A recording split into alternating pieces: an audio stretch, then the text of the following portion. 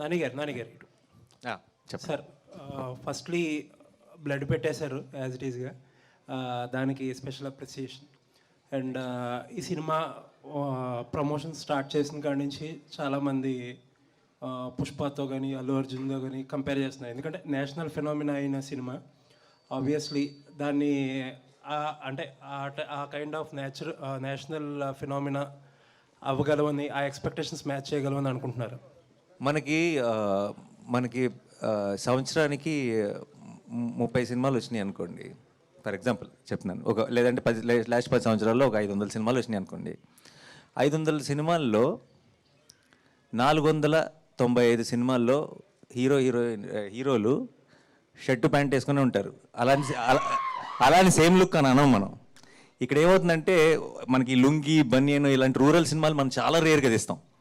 So మనకి last year Sukumar గారు తీసిన పుష్ప కానీ బన్నీది, ఇది అలాంటి ఒక గెటప్ కలిసేటప్పటికి సేమ్ అనుకున్నాను. ఎందుకంటే ఇలాంటివి ఇంకా చాలా కథలు వచ్చి ఉండాల్సింది.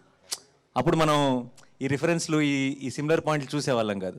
ఇలాంటి రూటెడ్ కథలు చాలా మన కథలోంచి, మన కల్చర్లోంచి, మనం పెరిగిన ఒక వాతావరణంలోంచి వచ్చే రూటెడ్ కథలు మనకి చాలా తక్కువైపోయినాయి. అన్ని మెయిన్ స్ట్రీమ్ మనకి ఇప్పుడు సిటీలో, లేదంటే ఏదో ఒక లవ్ స్టోరీ, లేదంటే ఒక ప్రాబ్లమ్, ఒక విలన్, ఇలాంటివి అయిపోతున్నాయి. కానీ చాలా రూటెడ్గా వచ్చే కథలు చాలా రేర్ అయిపోయింది.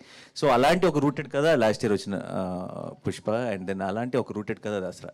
ఈ ఒక్క కంపారిజన్ తప్పితే సినిమాలో మార్చి 30th మీరు చూసినప్పుడు ఆ ప్రపంచానికి ఈ ప్రపంచానికి అసలు ఒక్క చిన్న సెంటీమీటర్ సంబంధం కూడా ఉండదు. మీకు అర్థం అవుతుంది మీ ఎంత చెప్పినా సరే. నానిగారు, ఇటీవల మీరు కాలేజీ ఫంక్షన్కి వెళ్ళారు. ఆ ఫంక్షన్లో లాస్ట్ ఇయర్ వచ్చిన త్రిబుల్ ఆర్ సినిమాతోటి, అలాగే KGF 2 సినిమాతోటి ఈ సినిమాని పోల్చారు. అంటే ఆ సినిమా త్రిబుల్ ఆర్ సినిమా అంటే రాజమౌళి గారు సెన్సేషనల్ డైరెక్టర్, అందరికీ తెలిసిందే ప్రపంచవ్యాప్తంగా. అలాగే దానికి NTR, రామ్ చరణ్ అన్నారు. అలా KGF ఫస్ట్ పార్ట్ పాన్ ఇండియాగా పెద్ద హిట్ అయింది. అయితే ఈ సినిమాని, ఆ రేంజ్ సినిమాని ఎలా పోల్చగలిగారు? ముందుగా ఫస్ట్ ఆఫ్ ఆల్ ఒక సోషల్ మీడియాలో కూడా అందరికీ ఒక క్లారిటీ ఇవ్వాలి. మీరు క్వశ్చన్ అడిగారు కాబట్టి చెప్తున్నాను నేను. మనం చాలాసార్లు నేనైతే ఒక చిన్న టీజర్కి సంబంధించిన రివ్యూ కూడా చూశాను. ఆ సినిమాలాగా పోల్చారు, ఆ సినిమాలాగా ఉంటుందా ఈ సినిమా. నేను ఒకసారి మీరు కనుక, మనం చాలాసార్లు ఏమైపోతుందంటే మనం ఏదో అంటాం, దాన్ని ఒక 100 times కాపీ పేస్ట్ చేసి ఇంకో రకంగా తీసుకుంటారు. నేను క్లియర్గా చెప్పింది ఏంటంటే, ఇప్పుడు RRR KGF లాగా అంటే 500 కోట్లు చేస్తాయో, 1000 కోట్లు చేస్తాయో, లేదంటే ఇంత బడ్జెట్లు పెట్టి తీసామా అని కాదు. బేసిక్గా నా ఉద్దేశం ఏంటంటే, ఆ ఇండస్ట్రీ గర్వించదగ్గ సినిమాలు అవి. ఆ ఇండస్ట్రీ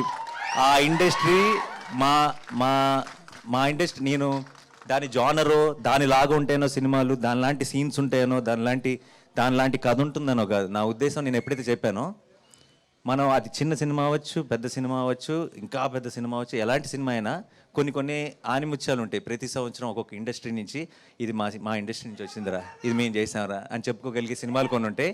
అలా ఇవి కనుక లాస్ట్ ఇయర్ వచ్చిన సినిమాలు అయితే, ఈ సంవత్సరం తెలుగు సినిమా నుంచి రాబోతుంది దసరా అంటున్నాను. ఇదే మాట మీద